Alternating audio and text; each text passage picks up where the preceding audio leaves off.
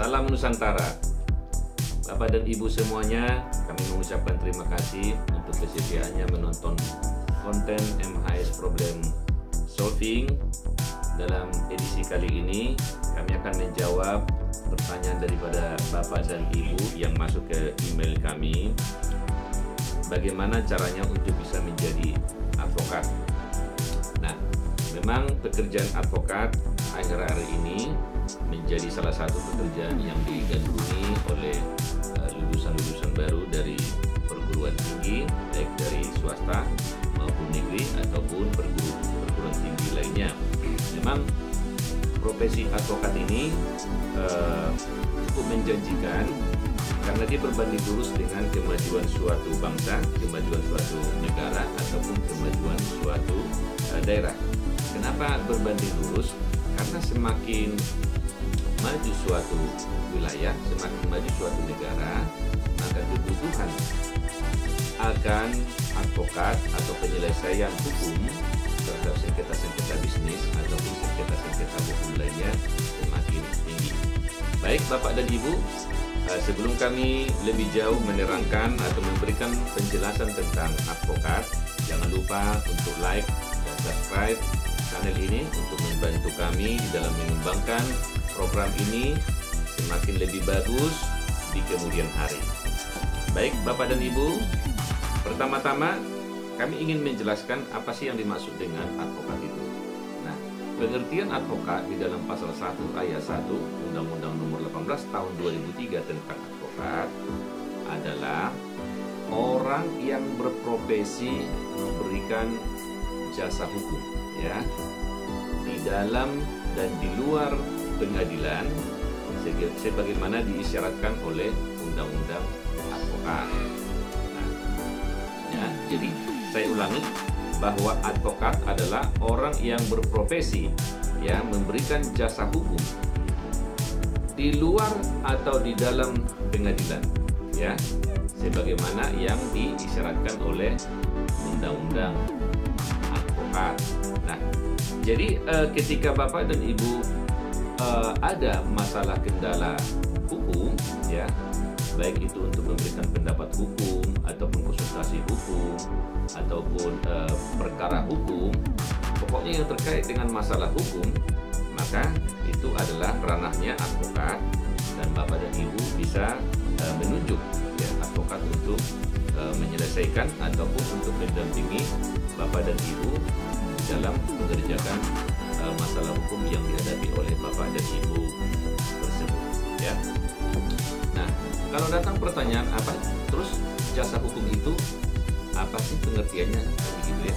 Nah, jasa hukum itu adalah layanan hukum yang diberikan oleh advokat berupa konsultasi hukum, pendapat hukum, kemudian juga pendampingan, kemudian juga mewakili klien di dalam menghadapi pekerjaan ataupun masalah hukum yang sedang terjadi, ya, di dalam kehidupan Bapak dan Ibu ataupun perusahaan Bapak dan Ibu, ya. Nah, klien itu sendiri maksudnya apa, ya? Klien itu adalah bisa berbentuk orang, ya, bisa berbentuk badan usaha seperti PT, CV ataupun badan perkumpulan lainnya, yayasan dan lain-lain, ya, itu yang dimaksud dengan klien yang memberikan kuasa kepada advokat untuk mengurusi masalah hukum yang dikuasakan khusus untuk itu. Nah, jadi jelas ya Bapak dan Ibu apa tadi pengertian advokat, ya, apa tadi pengertian jasa hukum, kemudian juga apa pengertian klien. Nah, Bapak dan Ibu, kami akan tiba di untuk menjawab pertanyaan daripada Bapak Ibu bagaimana caranya supaya bisa menjadi advokat, ya. Nah, sesuai dengan Undang-Undang Nomor 18 Tahun 2003 tentang advokat, bahwa seseorang ingin menjadi advokat, maka dia harus terlebih dahulu lulus dari sarjana hukum, ya, lulus sarjana hukum, entah itu dari perguruan tinggi swasta, entah itu dari perguruan tinggi negeri atau dari perguruan tinggi yang dipersamakan untuk itu. Nah, kemudian dia juga harus warga negara Indonesia, bertempat tinggal di Indonesia, tidak berstatus sebagai pegawai negeri atau pejabat negara lainnya, berusia sekurang-kurangnya 25 tahun, berijazah, ini tadi, berijazah sarjana yang berlatar belakang pendidikan tinggi hukum sebagaimana dimaksud dalam pasal 2 ayat 1 Undang-Undang Advokat. Kemudian lulus ujian yang diadakan oleh organisasi advokat, kemudian magang sekurang-kurangnya 2 tahun secara terus-menerus pada kantor advokat, kemudian tidak pernah dipidana karena melakukan tindak pidana kejahatan yang diancam dengan pidana penjara 5 tahun atau lebih, kemudian berperilaku baik, jujur, bertanggung jawab, adil, dan mempunyai integritas yang tinggi, ya. Jadi menurut ketentuan pasal 3 Undang-Undang Advokat, ada 9 kriteria dasar untuk bisa menjadi advokat. Saya ulangi, yang pertama sebagai warga negara Indonesia, yang kedua bertempat tinggal di Indonesia, yang ketiga tidak berstatus sebagai pegawai negeri atau pejabat negara, yang keempat berusia sekurang-kurangnya 25 tahun, yang kelima mempunyai ijazah sarjana dengan latar pendidikan tinggi hukum, yang keenam lulus ujian yang diadakan oleh organisasi advokat, yang ketujuh magang sekurang-kurangnya 2 tahun secara terus-menerus pada kantor advokat, yang kedelapan tidak pernah dipidana karena melakukan tindak pidana kejahatan sebagaimana diancam dengan pidana penjara 5 tahun atau lebih, dan yang kesembilan berperilaku baik, jujur, bertanggung jawab, adil, dan mempunyai integritas yang tinggi, ya. Jadi ada 9 kriteria yang diisyaratkan oleh Undang Advokat untuk bisa menjadi advokat. Tapi Bapak dan Ibu, kriteria ini sekarang sudah fleksibel seiring dengan adanya peraturan dari Mahkamah Agung dalam bentuk surat edaran Mahkamah Agung, SK, bukan surat edaran tapi semacam SK nomor 73 tahun 2015, bahwa setiap organisasi mempunyai hak untuk mengajukan pengangkatan dan penyumpahan advokat. Sehingga syarat untuk menjadi advokat ini menjadi longgar, ya, menjadi longgar. Nah, sebagaimana yang kami lakukan penelitian di tahun 2022, dalam penelitian kami tersebut tercatat ada 64 organisasi advokat selain dari Peradi, ya. Selain dari Peradi ada 64 organisasi advokat. Nah, saya tidak tahu sekarang ini mungkin sudah mencapai ratusan. Nah, karena saya terdaftar di organisasi advokat Peradi, maka saat ini di dalam prakteknya untuk bisa menjadi advokat, ya, yang pertama dia warga negara Indonesia, yang kedua bertempat tinggal di Indonesia, yang ketiga tidak berstatus sebagai pegawai negeri atau pejabat negara, ya. Kemudian berikutnya itu tentunya dia harus mempunyai pendidikan latar belakang S1 hukum, ya. Kemudian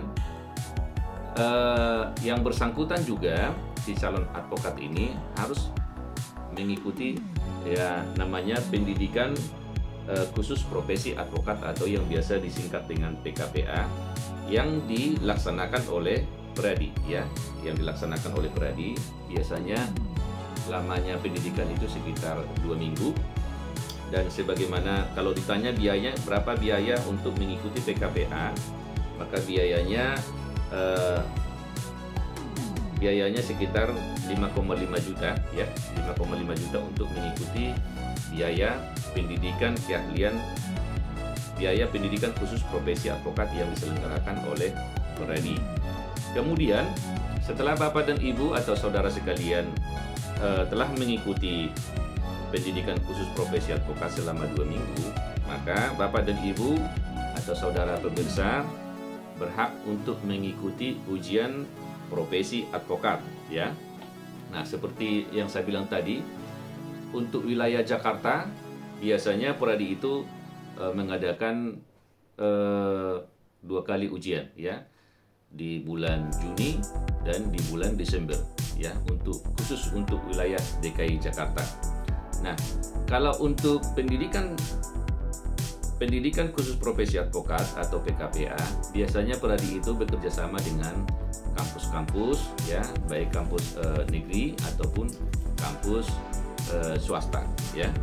Jadi Bapak Ibu dapat mencari informasi di mana saja dilaksanakan pendidikan khusus profesi advokat. Biasanya itu universitas-universitas atau perguruan tinggi yang mengadakan kerjasama dengan Peradi itu membuat pamflet-pamflet atau spanduk pengumuman tentang pelaksanaan pendidikan khusus profesi advokat.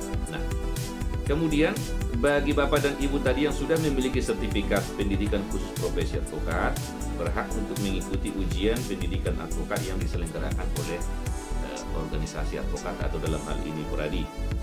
Nah, biayanya kalau nggak salah atau mudah-mudahan belum berubah di tahun 2025 ini, biayanya sekitar 2,5 juta rupiah ya.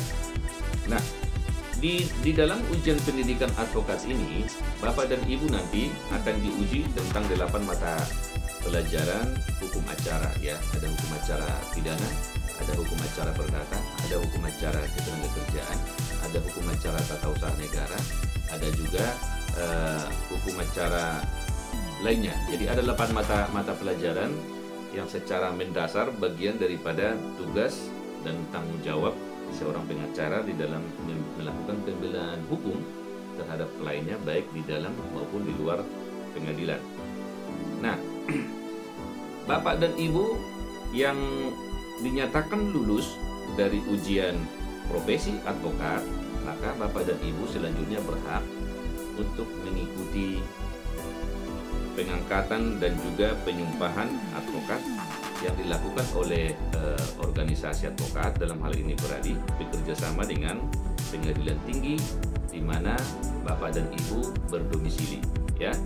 Jadi contohnya begini, kalau Bapak dan Ibu mempunyai KTP di Jakarta, maka Bapak dan Ibu hanya bisa mengikuti pengangkatan advokat atau pengangkatan penyumpahan advokat yang dilakukan oleh Peradi bekerja sama dengan Pengadilan Tinggi DKI Jakarta ya.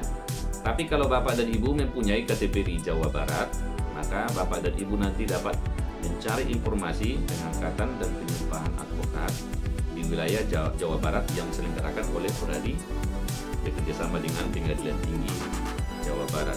Demikian juga contoh yang di Sumatera ya. Di Sumatera Utara contohnya, bagi Bapak dan Ibu yang ingin menjadi advokat tapi mempunyai KTP di Sumatera Utara, maka Bapak dan Ibu nanti dapat menanyakan kepada Dewan Pimpinan Cabang Peradi di Medan ya, terkait dengan pelaksanaan pengangkatan dan penyumpahan advokat yang dilakukan di daerah Sumatera Utara atau di Pengadilan Tinggi Medan. Demikian juga di wilayah timur, contohnya di wilayah Makassar. Bagi Bapak dan Ibu ya yang memiliki KTP di Makassar, Sulawesi Selatan, maka Bapak dan Ibu dapat mencari informasi ya pengangkatan dan penyumpahan advokat di wilayah Pengadilan Tinggi Makassar yang bekerja sama dengan Dewan Pimpinan Cabang Peradi di sana ya. Kemudian biasanya, nah ini tadi karena saking banyaknya organisasi advokat yang sekarang ini, maka kalau untuk Peradi, calon advokat yang diizinkan untuk mengikuti pengangkatan dan penyumpahan advokat adalah 2 tahunnya itu dihitung dari sejak dia lulus, ya, sejak dia lulus dari sarjana hukum. Nah, kalau di dalam undang-undang tadi, dia harus diperkenankan, dia harus disyaratkan di calon advokat ini magang 2 tahun secara terus-menerus ya di kantor advokat. Nah, di dalam prakteknya ini menjadi lebih fleksibel. Kalau di dalam Peradi, maka 2 tahun praktek secara terus-menerus di kantor advokat diganti menjadi dihitung 2 tahun setelah lulus sarjana hukum. Jadi contohnya, ketika Bapak dan Ibu lulus di tahun 2024, walaupun Bapak dan Ibu sudah mengikuti PKPA dan juga sudah lulus ujian, maka Bapak dan Ibu belum berhak untuk mengikuti pengangkatan dan penyumpahan advokat, ya. Jadi Bapak dan Ibu harus menunggu dulu waktu 2 tahun sejak Bapak dan Ibu lulus dari sarjana hukum, ya, S1. Nah, demikian juga sebaliknya ketika Bapak dan Ibu sudah lulus sarjana hukum di tahun 2000 contohnya, nah sekarang tahun 2025. Nah, kemudian Bapak dan Ibu sudah mengantongi sertifikat pendidikan khusus profesi advokat atau PKPA, dan kemudian juga Bapak dan Ibu sudah lulus ujian profesi advokat, maka ketika ada di tahun itu, ya, ada pengangkatan dan penyumpahan advokat yang dilakukan oleh organisasi advokat beradi bekerjasama dengan pengadilan tinggi setempat, maka Bapak dan Ibu berhak untuk mengikuti atau untuk mendaftar, ya, sebagai peserta pengangkatan dan penyumpahan advokat yang dilakukan oleh pengadilan tinggi bekerjasama dengan Peradi, ya. Nah, sesudah Bapak dan Ibu diangkat dan disumpah oleh pengadilan tinggi, maka sah Bapak dan Ibu menjadi seorang advokat, ya. Nah, jadi ketika sudah mempunyai kartu tanda pengenal advokat atau yang disingkat dengan KTPA dan juga memiliki berita acara sumpah atau yang disebut dengan BAS yang dikeluarkan oleh pengadilan tinggi setempat, maka Bapak dan Ibu sudah berhak untuk memberikan layanan hukum, berhak untuk mendampingi, berhak juga untuk mewakili klien kepentingan hukum, ya, dari pemberi kuasa kepada Bapak dan Ibu di dalam dan di luar pengadilan, ya. Bapak berhak untuk beracara di pengadilan negeri, pengadilan tinggi, Mahkamah Agung, di tata usaha, ya, kemudian juga di pengadilan agama dan juga pengadilan-pengadilan lainnya, ya. Nah, Bapak dan Ibu jangan lupa bahwa profesi advokat itu sendiri disebut dengan penegak hukum, itu sangat jelas diatur di dalam pasal 5 ayat 1 Undang-Undang Nomor 18 Tahun 2003 tentang advokat. Jadi pada dasarnya profesi kita sejajar, sama kedudukannya dengan hakim, jaksa, polisi. Nah, cuma yang membedakan hakim, jaksa, polisi mendapatkan gaji dari negara, sedangkan advokat atau yang biasa lazim disebut pengacara atau lawyer mendapatkan honorarium dari si klien atau si pemberi kerja kepada klien. Nah, Bapak dan Ibu jangan lupa untuk menjadi advokat yang baik itu tentu ada rambu-rambu hukum, ya. Profesi advokat diatur oleh Undang-Undang Advokat, Undang-Undang Nomor 18 Tahun 2003 tentang advokat, dan juga ada kode etik, ya, kode etik advokat, ya. Ada kode etik yang mengatur perilaku yang mengatur tindak tanduk seorang advokat di dalam menjalankan pekerjaannya sehari-hari. Nah, begitu Bapak dan Ibu, syarat untuk menjadi advokat, dan tentunya banyak tantangan yang harus dilalui oleh advokat di lapangan. Nah, jadi tidak cukup hanya mendapatkan kartu tanda pengenal advokat dan juga berita acara sumpah. Banyak sekali ilmu-ilmu ataupun strategi-strategi hukum yang harus Bapak dan Ibu kuasain. Maka sebagai saran hukum kami, sebelum Bapak dan Ibu membuka kantor sendiri, seyogianya Bapak Ibu bisa berpraktek di kantor pengacara yang sudah mapan atau sudah berpengalaman untuk menimba ilmu atau pengalaman secara prakteknya. Atau kalau Bapak dan Ibu ingin membuka kantor pengacara secara tersendiri, jangan lupa untuk meng-hire, ya, mitra atau rekan kerja advokat yang sudah berpengalaman untuk bisa memberikan advice hukum ataupun manajerial, ya, bagaimana cara untuk menangani klien dengan baik. Nah, begitu Bapak dan Ibu menjawab pertanyaan dari Bapak dan Ibu tentang bagaimana caranya untuk bisa menjadi seorang advokat atau pengacara atau peradi. Demikian yang dapat kami sampaikan. Oh ya, satu hal lagi, bahwa wilayah kerja dari advokat itu adalah di seluruh wilayah Indonesia. Jadi bagi advokat yang diangkat di Jakarta tidak hanya bisa mengurusi pekerjaan di Jakarta, tapi dia juga berhak untuk mengurusi pekerjaan advokat dari Sabang sampai Merauke, bahkan sampai di luar negeri juga, ya.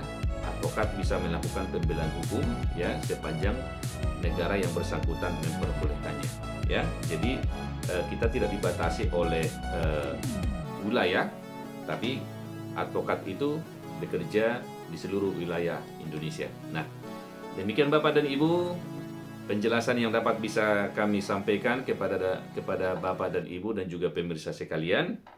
Mudah-mudahan penjelasan kami ini bisa membawa manfaat, dan jangan lupa untuk like, subscribe ya konten kami ini untuk membantu kami mengembangkan konten-konten yang lebih bermanfaat bagi Bapak dan Ibu di kemudian hari. Baik, terima kasih untuk perhatiannya ya.